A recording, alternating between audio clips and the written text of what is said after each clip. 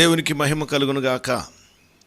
ప్రభునందు ప్రియమైన వారలారా, దేవాది దేవుడైన యేసుక్రీస్తు ప్రభు వారి యొక్క శుభనామములో, శుభప్రదమైన నామములో, అతిశయ కారణమైన నామములో మీకందరికీ ఆశీర్వాదములు కలుగునుగాక. దేవుని యొక్క మహాకృపను బట్టి మరొక దినాన అనుదిన వాక్యాహారము అను ఈ ఆధ్యాత్మిక నిరంతర కార్యక్రమముకు మిమ్మల్ని అందరినీ ప్రేమతో ఆహ్వానిస్తూ ఉన్నాను. రండి, నేటి దిన ధ్యానము కొరకు సామెతల గ్రంథం 30వ అధ్యాయము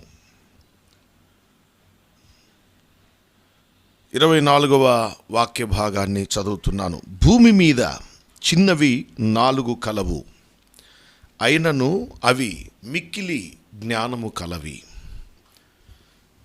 దేవుని బిడ్డలారా, గడిచిన 2 దినాలలో బలము లేని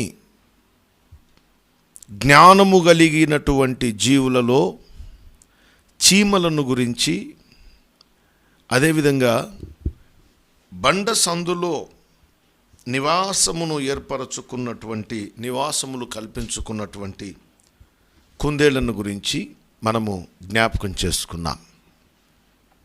ఈ దినాన మరొక సంగతి, బలము లేని జ్ఞానము గల జీవులలో 3వదిగా 37వ వచనాన్ని చూడండి. సామెతల గ్రంథం 30వ అధ్యాయము 27వ వచనం. మిడుతులకు రాజు లేడు, అయినను అవి అన్నీయు పంక్తులు తీరి సాగిపోవును. దేవుని బిడ్డలారా, అయినను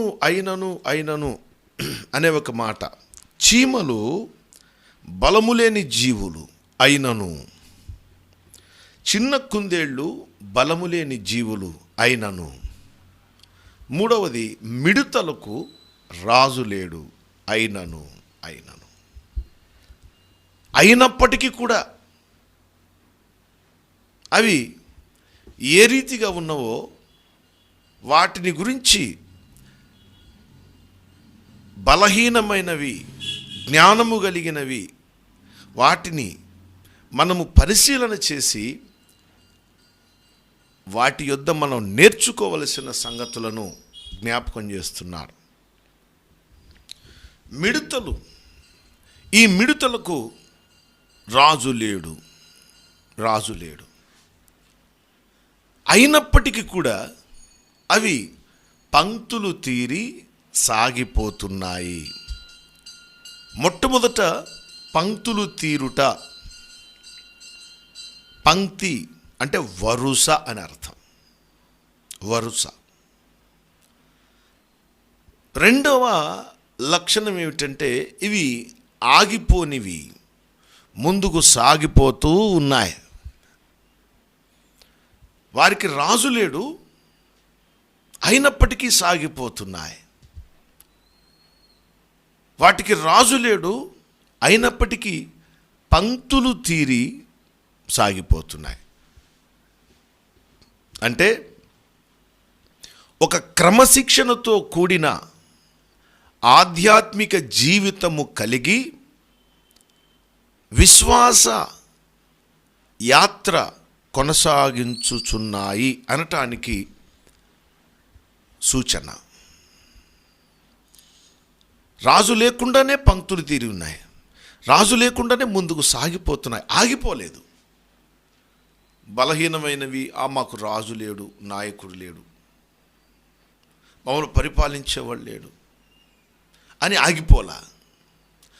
మమ్మల్ని పరీక్షించేవాడు లేడు, నడిపించేవాడు లేడు, నాయకుడు లేడు, పాలించేవాడు లేడని పంక్తులు తీరి ఉండటం ఆపివేయలేదు.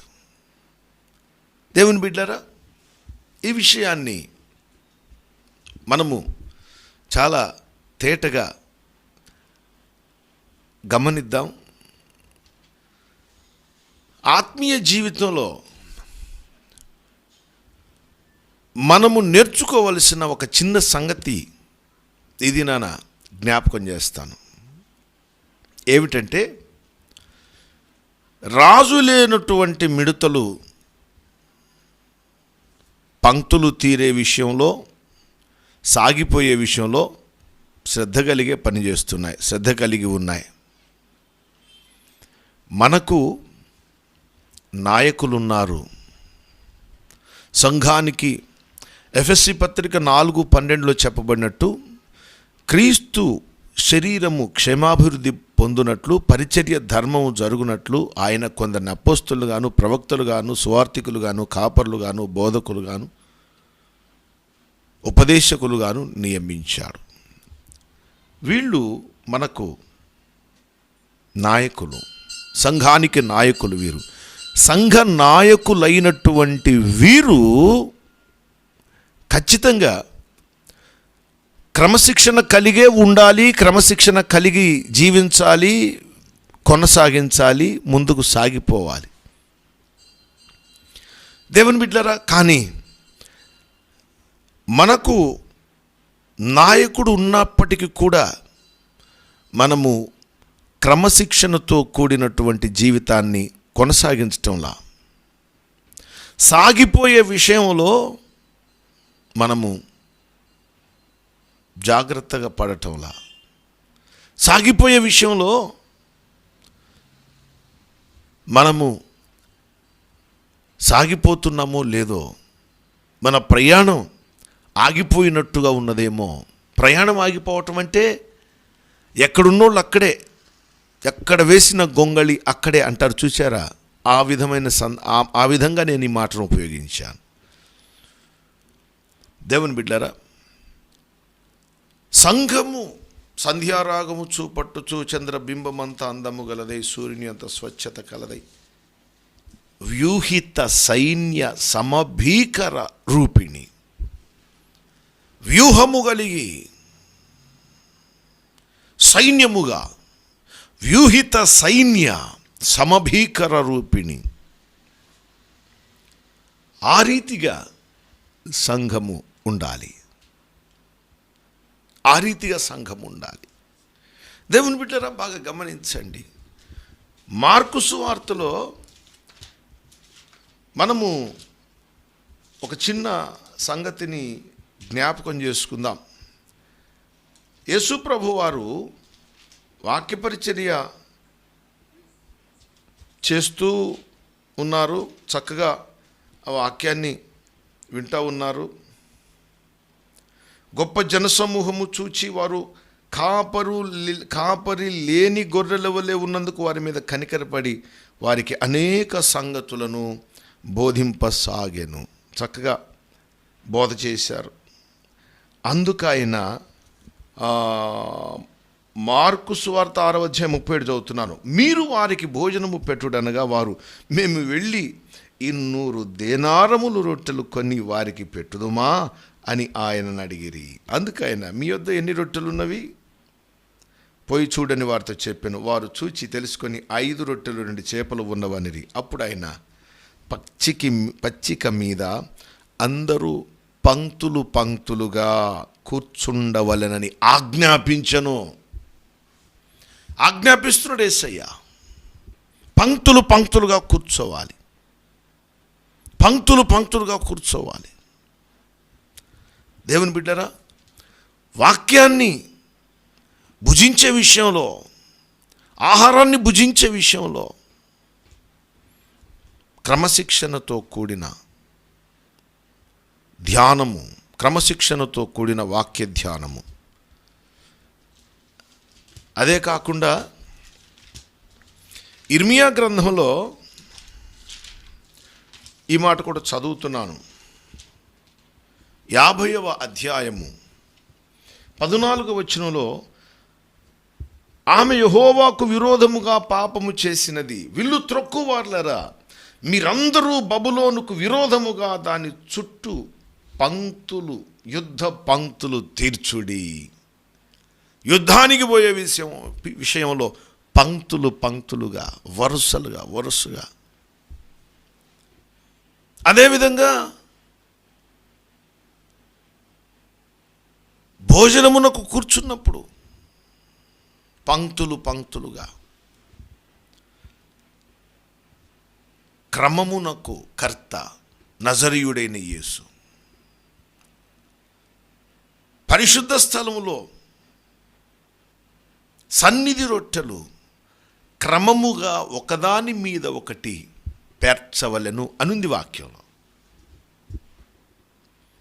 రాజులేని ఇప్పుడు మనకు రాజులేని మిడతలే క్రమంగా ఉన్నాయి, పంక్తులు తీరున్నాయి, ముందుకు సాగిపోతున్నాయి.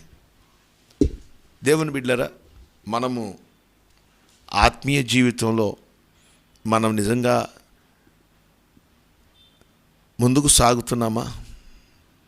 సంఘానికి కాపర్లు ఉన్నారు, నాయకులు ఉన్నారు, వాక్యాన్ని బోధించేవారు ఉన్నారు. ఈ నాయకుడు ఉన్నప్పుడు నాయకులు లేని మిడతలే ఆ విధంగా పంక్తులు తీరి క్రమంగా ఉన్నప్పుడు, నాయకులు ఉన్నటువంటి మీరు, నేను, మనమందరం ఇంకెంత క్రమశిక్షణతో ఉండాలి. ఆత్మీయ జీవితంలో క్రమశిక్షణ లేదు. దేవుని బిడ్డలారా, వాక్య ధ్యానానికి ఒక క్రమశిక్షణ లేదు, ప్రార్థనా జీవితానికి ఒక క్రమం లేదు, ఆరాధనలో పాలు పొందటానికి ఒక క్రమం లేదు. మనకు ఎప్పుడు కుదిరితే అప్పుడు వెళ్తాం, కుదరకపోతే వెళ్ళాం. ఒక పట్టుదల, ఒక విధానము, ఒక పద్ధతి లేదు. జాగ్రత్త. రాజు లేకపోయినా మిడతలు క్రమంగా ఉన్నాయి. మీరు ఇప్పుడు రాజు కలిగినటువంటి వారు, కాపర్లు కలిగినటువంటి వారు, నాయకులు కలిగినటువంటి వారు. ఇప్పుడు మీరు సరి అయిన త్రోవలో పంక్తులు తీరి ఉండకపోతే, దేవుని బిడ్డలారా, ఇబ్బంది పాలవుతాం. మిడతలను చూచి నేర్చుకోవాలి. బలము లేనివి, బలహీనమైనవి అయినప్పటికీ కూడా ఒక క్రమ పద్ధతిని పోలి ఉండే విషయంలో ఆ మిడతలు మాదిరి, వాటిని చూచి మనం నేర్చుకుందాం. ఆత్మీయ జీవితంలో క్రమశిక్షణతో ఉందాం.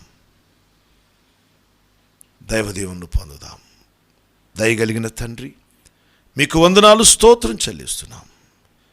ఈ దినాన మీరు మాకు ఇచ్చిన వాక్యము కొరకు స్తోత్రం చెల్లిస్తూ, వాక్యం ఫలభరితం చేయమని, మహిమ పొందమని యేసు నామములో అడిగి వేడుచున్నాను తండ్రి.